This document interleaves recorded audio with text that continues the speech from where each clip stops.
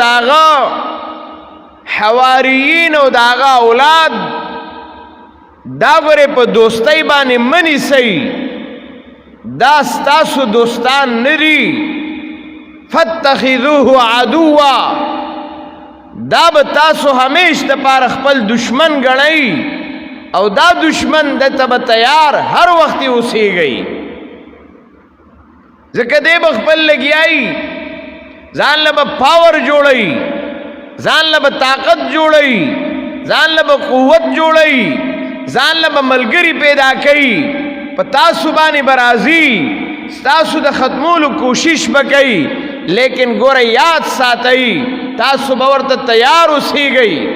تاسو به ورته بیدار اوسیږئ تاسو به د هغې سره رسته کېدو واله نه یئ قرآن د هغې مسله بیان کړې ده ما چې کوم آیات لوستی و د سورې انفال په هغې کې الله رب العزت ایمان والو ته دکه خبره کړې ده قرآن فرمایي یا ایها الذین آمنوا اذا لقیتم الذین کفروا زحفا فلا تولوهم الادبار اے د ایمان والو کله چې ستاسو قوت او د طاقت مقابله د کفر سره رااله د کافر سره رااله د کفري طاقتونو سره رااله د کفري مشن سره رااله د کفري نظام سره رااله لا تولوهم الادبار بیا به ورته ګورې شا کوئ نه بیا به تیښته نه کوئ بیا به ورته میدان نه پرېږدئ بیا به ورته جواب ورکوئ اور دا موږ ته پیغمبر د خپلې زندګۍ نه ثابت کړې ده دا موږ ته پیغمبر د خپل سنت نه ثابت کړې ده دا موږ ته پیغمبر عملی طور ثابت کړې ده چې بیا ګورې تیښته نشته بیا به ولاړې دی قوت ته دی مخالف ته دی دشمن ته دی کافر ته دا به بیا مضبوط په میدان باندې ولاړې بیا به جواب د هغې کې بیا به دفاع د هغې کې بیا به د هغې په مخالفت او په عداوت کې کمزورتیا کمزوری خبره دا به نه اختیارې قرآن فرمایي فشرد بهم من خلفهم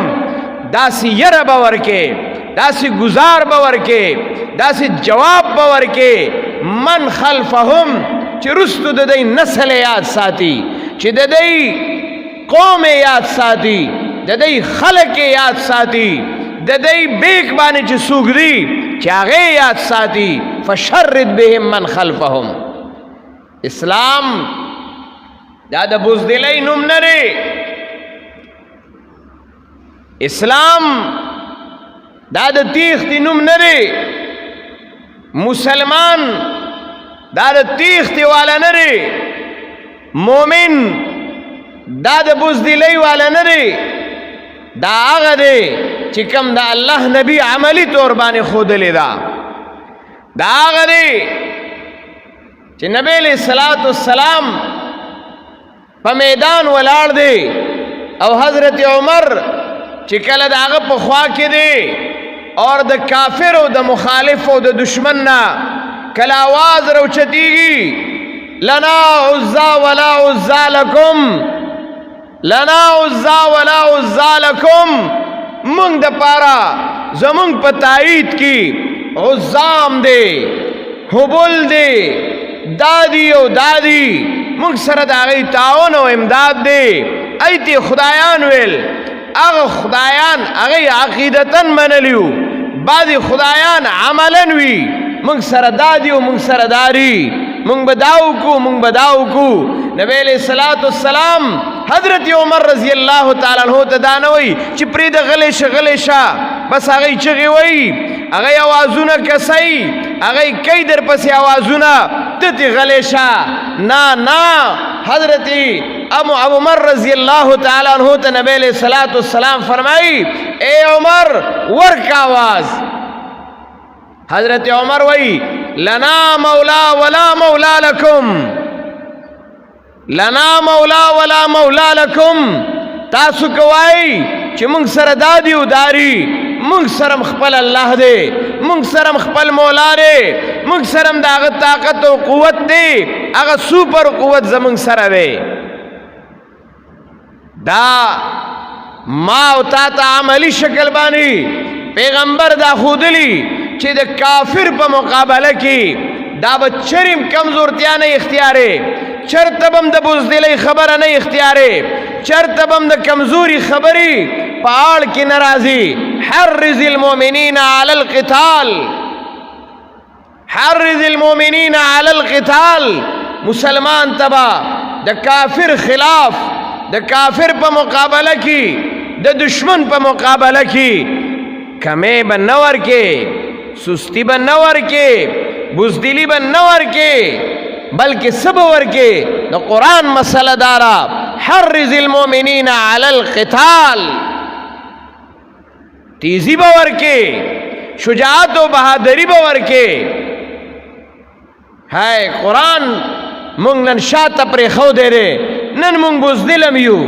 نن مونږ کم همتم یو، نن مونږ یریږو هم، نن مونږ د جواب هم نه یو. دا وجه څه ده؟ که مونږ او تاسو قرآنی تاریخ مخې ته که، مونږ او تاسو پیغمبری تاریخ مخې ته که، مونږ او تاسو د صحابه کرامو تاریخ مخې ته که، قسم پر رب هغه مسلمان نن هم شته دی چې کم مسلمان مخکې به قربانیانې ورکړي، اوس هم قربانیانې ورکوي. هغه مجاهدین، هغه سپایان، هغه فوجیان، هغه نن هم شته دی چې هغه مخکې تاریخ د هغې په قربانیو باندې ګواه دی. خو دومره ده چې قرآن هم ته وګوره، قرآن چرته، اسلام چرته تا ته د بزدلۍ حکم نه درکوي، تا ته د کمزورۍ حکم نه درکوي. ان یکم منکم 20 صابرون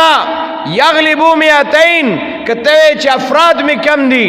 ته وایې چې قوت مې کم دی، ګوره یاد ساته ځان کې به دومره مضبوطیا ښکاره کې، ځان پاور به دومره شو کې. دا وجه څه وه؟ دوه قسمه جنگ روان دی. یو جنگ وي عملی شکل باندې، ټوپک دی، تمانچه ده، ټینک دی، میزایل دی، جهاز دی، توپ ده، نور اسلحه ده. یو دغه عملی جنگ دی. یو زبانی جنگ دی. د جنگ په دوران کې حالات چې کله به کشیده و، دو قسمه خبرې به چلې دی. یو قسم خبره د جنگ دا به عملی شکل کې روانه وه، دا به عملی شکل کې روانه وه. دویمه قسمه خبره دا به قولی شکل کې روانه وه. کافر همیش دپاره خپلې پروپیګنډې باندې به خلق دباول، په خپلو پروپیګنډو او میډیا په ذریعه خلق به مسلمان به کمزورې کولو. په جنگ احد کې جناب رسول الله نه دی شهید شوی. آیات ساته دا خبره، په جنگ احد کې جناب رسول الله صلی الله علیه وسلم نه دی شهید، لیکن د کافرو د طرف نه کومه پروپیګنډه وه، د کافرو د طرف نه پروپیګنډه دا وه، نعوذ بالله مونږه د دې مشر او پیغمبر هغه شهید که. صحابهو کې ډېر کوهرام مچاو شو، ډېر هغه یره راله چې اوهو چې زمونږ لیډر لاړه، زمونږ مشر لاړه، زمونږ قائد لاړه، زمونږ رهنما لاړه، اوس پکې پاتې څه شو؟ دا حالات په مسلمان راغلی دي. قرآن کریم فرمائی فاصابکم غما بغم لکی لا تحزنوا على ما فاتکم ولا ما اصابکم. قرآن ڈک دے دی خبرنا اذ تسعدون ولا تلون على حد والرسول يدعوكم في اخراكم فاصابكم غما بغم لکی لا تحزنوا على ما فاتکم. دو قسم جنگ روان دے. یو با مجاہدین کئی، فوجیان بھی کئی، سپایان بھی کئی اور کمانڈران بھی کئی. یو دغه جنگ روانو. یو بل طرف تا یو جنگ هغه د دې په پشت کې روانو، د دې په پشت کې یو جنگ روان، او هغه جنگ د عام مسلمانانو، هغه جنگ زبانی جنگو. نن هم دا دوه قسمه جنگونه دا دنیا کې روان دي. یو د میډیا جنگ دی، یو عملی جنگ دی. نن هر چا سره موبایل دی، هر چا سره نیټ دی، هر چا سره فیسبوک دی. که څنګه ته بعضې خلک وایي دا نه دي پکار، دا نه دي پکار، نن سبا وګوره یو عملی طور باندې لګیا دي، جنگ کیږي، خو یو په میډیا باندې هغه جنگ روان دی. دواړه جنگونه جناب رسول الله صلی الله علیه وسلم یو حدیث مبارک دی، عجیبه خبره ده پدې کې. نبی علیہ الصلوۃ والسلام فرمائی چې جنگ خداع ده، جنگ کیږي په څه باندې؟ دا په دې باندې چې دې کې به کافر له دوکه ورکې. کافر له به دوکه څنګه ورکې؟ جناب رسول الله صلی الله علیه وسلم دا غي عملی طریقه وښوده. یو طریقه دا وښوده چې نبی علیہ الصلوۃ والسلام بتلا د شمال په طرف باندې صحابه به را جمع کړل، خپل کمانډران به را جمع کړل، مجاهدین به را جمع کړل، سپایان به را جمع کړل. ورته به ویل حمله او زمونږ تل د دشمن په دې طرف باندې به وي، مثال د شمال په طرف باندې به زمونږ تللی، خو اعلان به څه وکړه؟ اعلان به په میډیا باندې دا وکړه چې زمونږ به دا پې راټیک او زمونږ به دا پې حمله دا په جنوب طرف باندې وي. دا د جناب رسول الله طریقه وا. حدیث ته جناب رسول الله ری جنگ دې د دې دپاره چې دشمن له به دوکه په داسې بعضې کارونو کې ورکې. نو نبی علیہ الصلوۃ والسلام به اراده په دې طرف وا، په دې طرف زم، لیکن اعلان او میډیا دا به په کوم طرف باندې کړه؟ دا به په دې طرف باندې کړه چې موږ په دې طرف روان یو. دې دپاره چې که دشمن زما مقابلې ته تیاری کوي، دشمن زما مقابلې ته راوځي، اب په هغه طرف لاړ شو، زه به په دې طرف راتاو شم. دا دوه قسمه جنګ و. نن هم هماغه جنگ روان دی، عملی جنگ هم روان دی. په عملی جنگ کې موږ ته قرآن دا مسله بیان کړې ده، وآخرون یقاتلون فی سبیل الله. یو ډله به داسې وي، یو جماعت او گروپ به داسې وي، یقاتلون فی سبیل الله، اب په بارډر ولاړي، اب په محاذ د جنگ باندې ولاړي، اب جنگیږي. او جناب رسول الله فرمایل لغدوة فی سبیل الله او روحة خیر من الدنیا والآخرة، خیر من الدنیا والآخرة. یو سبا یو بیگا دا په محاذ باندې تیرول، دا په بارډر او په سرحد باندې د مسلمان تیرول، دا د دنیا او د مافیها نه بهتر دي. دا ترغیبات ولیو، دا ترغیب ولی ملاوی دو، دا د دې دپاره ملاوی دو چې مسلمان دا د بزدلی والا نه دی، دا د هغه خلکو په مقابل کې به مضبوط ولاړي. نبی علیہ السلام دا ترغیبات چلول د دې دپاره. نبی علیہ الصلوۃ والسلام حدیث مبارک دی چې د شهید وینا لازمه کی ته رسیدلی نه ده، چې د هغه دپاره الله د مغفرت دعاګانې کړي، خبرې کړي. قرآن مسئلہ بیانوي ولا تقولوا لمن يقتل في سبيل الله اموات. مو وایئ د هغه خلکو په باره کې چې هغه د الله په لاره کې شهیدان شي چې دا بس مړه شو، دا بس نه دي مړه. دا ترغیبات قرآن ولې ورکوي؟ دا د دې دپاره ورکوي چې مسلمان دا به بزدله نه وي، مسلمان به مضبوطي، دا به کافر او دشمن ته کمزوري خبره نه کوي. او حدیث کې دا راځي، کم حدیث چې معلوسته ہو، نبی علیہ الصلوۃ والسلام فرمائی یوشکو قریبه د پتا سو بدا کافر دا سے راضی لکه د ماته روټی، لکه ماته روټی ته چی وګي انسان راضی او دا غي په خوراک کې هغه ته تکلیف نوي، دا سے په پتا سو باندې کافر راضی. نن کافر په ما ټیک ولي کوي، نن زما په ملک ټیک ولي کوي، نن زما جمعات ولی شهید کوي، نن زما جمعات ولی نن زما مدرسه ولی شهیدان کوي، نن زما په ملک ولی حمله کوي. ان تدعى علیکم کما تدعى الاکلة الى قصاتها. داسې به در باندې راځي لکه څنګه چې ماتې روټۍ ته وږی انسان د هغې په خوراک کې هغه ته تکلیف نه وي هغې ته به هم په مسلمان باندې دا ټیک کولو هېڅ قسمه ججک نه وي حالانکې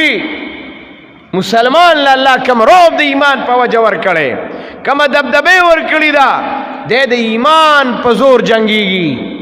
الذين آمنوا يقاتلون في سبيل الله والذين كفروا يقاتلون في سبيل الطاغوت دا خبر ابتدا کې مونږ وکړله چې قرآن آخر کې دوه قوتونو اظهار کړی دی چې د ابتدا د کائنات نه دا دوه قوتونه را روانو دا دوه قوتونه د ابتدا د کائنات نه را روان دي چې دا د یو بل سره برسر پیکار را روان دي الذين آمنوا يقاتلون في سبيل الله والذين كفروا يقاتلون في سبيل الطاغوت فقاتلوا اولیاء الشیطان شیطان سره خو جنگ نکیږي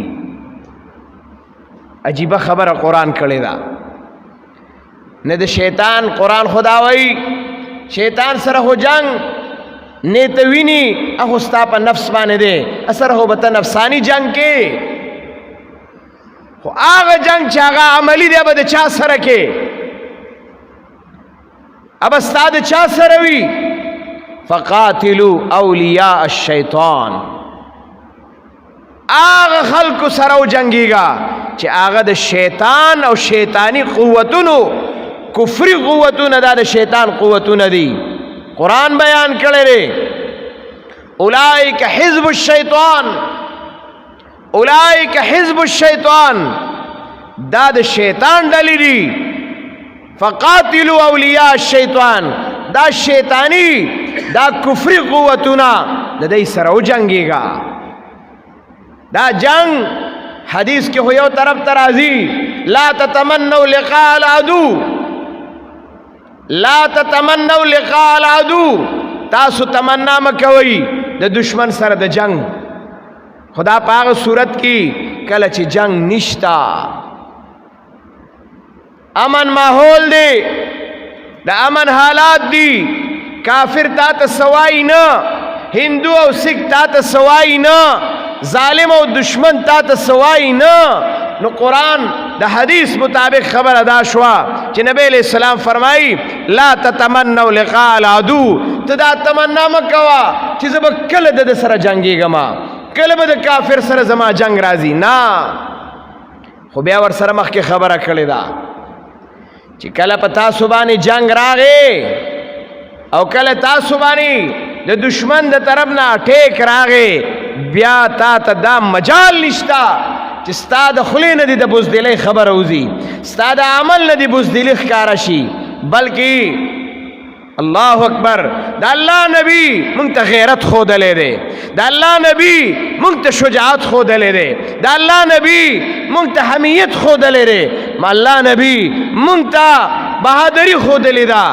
په میدان جنگ کې زما او ستا پیغمبر چې رحمت للعالمینو زما او ستا پیغمبر چې هغه رحمت للعالمین دی انتہائی نرم دل دی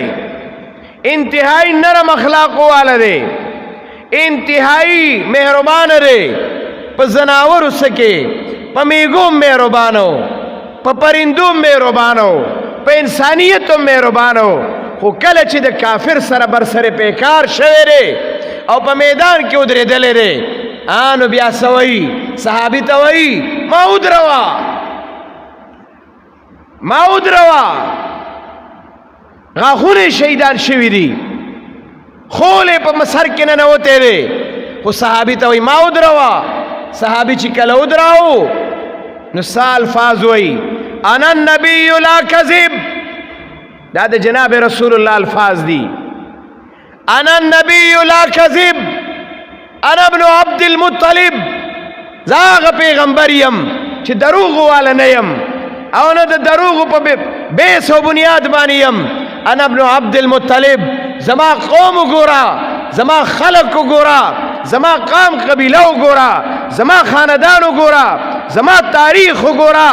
انا ابن عبد المطلب چې هغه چرته دا بوزدلی کار نه دی کړی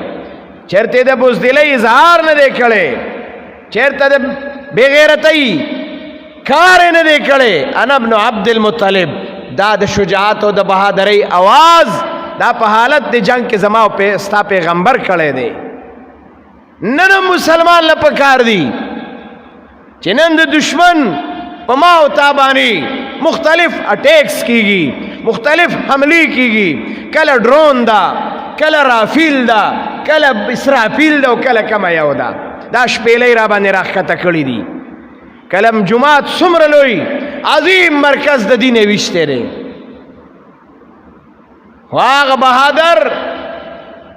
چې هغه زمونږ په محاذ باندې زما او ستا بچي ولاړ دي، د دغه زما او ستا د میندو اولاد ولاړ دی،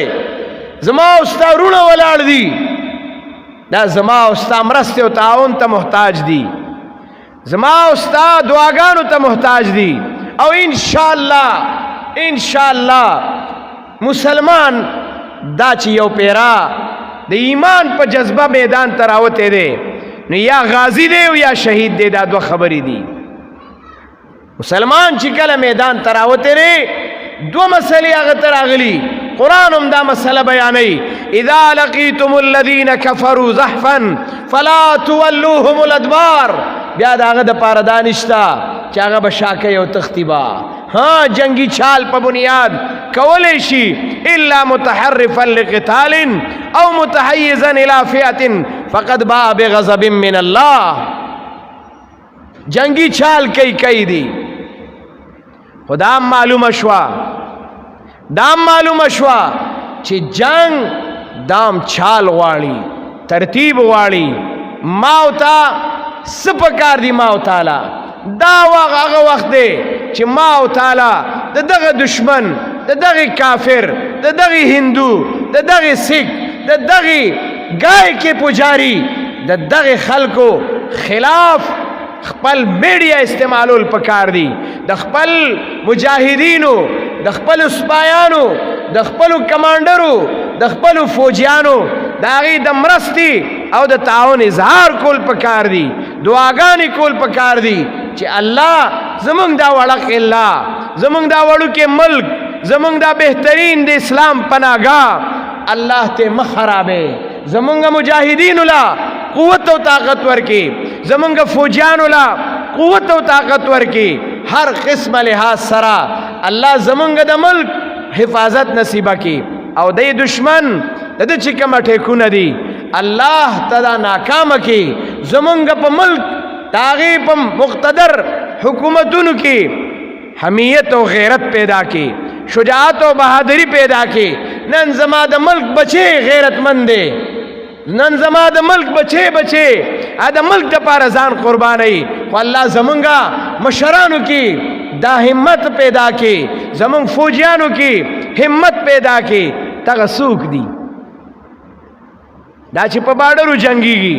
دا چې په جهازونو کې جنگيږي، دا چې نن سبا پراتري اور د دشمن ته یې دوه سترګې سلور کړي دي، هم زما او ستا بچي دي. د دغې دپاره هم دعاګانې کوو، د دغه فوج او د دغې کمانډران، دغه سپایان چې هغه هم نن بر سرې پیکار دي او زما او ستا د ملک د دفاع دپاره دي، زما او ستا د دفاع دپاره دي. د هغې سره اظهار محبت کوو، د هغې سره د مرستې او د تعاون اعلان کوو، او انشاءالله دا وایو که ضرورت راغې زمونږ مالم قربان دی، زمونږ جانم قربان دی، زمونږ اولادم قربان دی. که ضرورت مونږ ته راغې انشاءالله مونږ به دی پسې شانه بشانه ولاړ یو په هر ځای کې. که هغه خدمت په طور باندې دی، که هغه د نگرانۍ په طور باندې دی، که هغه د خپل حفاظت په طور باندې دی. ځکه چې کله حالات جنگ جوړ شي هم دکه ما او تا ته خلک محتاجي، معاشره ما او تا ته محتاج ده. خپل میډیم پازیټو انداز باندې استعمالو، مثبت انداز باندې استعمالو، د ملک خلاف نه استعمالو، د خپل فوج خلاف نه استعمالو، د خپل مجاهدینو خلاف نه استعمالو، د خپل سپایانو د ملک د هغه دفاع کون کې خلاف منګ خپل میډیم غوړې نه استعمالو. دا هم د بوزدلۍ یو خبره را چې تخپل میډیا استعمال د دې لپاره کې خپل ملک کمزورې کې، خپل قوت کمزورې کې، خپل طاقت کمزورې کې نه، په دغه طریقه باندې خپل ملک چتول پکار دی، د اسلام او د دین خبر او چتول پکار دی، د مجاهدینو د فوجانو مرسته او تعاون پکار دی. قسم پر رب دا غي تک دک کار دی چې زما او ستا جمعه دا شاړ شي، زما او ستا مرکزونه د دین دا شاړ شي. بل ځای دی ته نخکاری ده چې لومبنی اټیک کې په دین په ځای او په مرکز کاو، خو د دغه زینه ورته یره وه او دام نه ده. نن سبا داسې جنګ هم نه دی چې بس په مخامخ به یو بل ته یو ته په دې لار راځي او زه په دې لار راځم، هېڅ پته نه لګي د کم ځای نه کم ځای پورې رینج دی او ګزار دی. خو موږ له خو دغه چل نه راځي.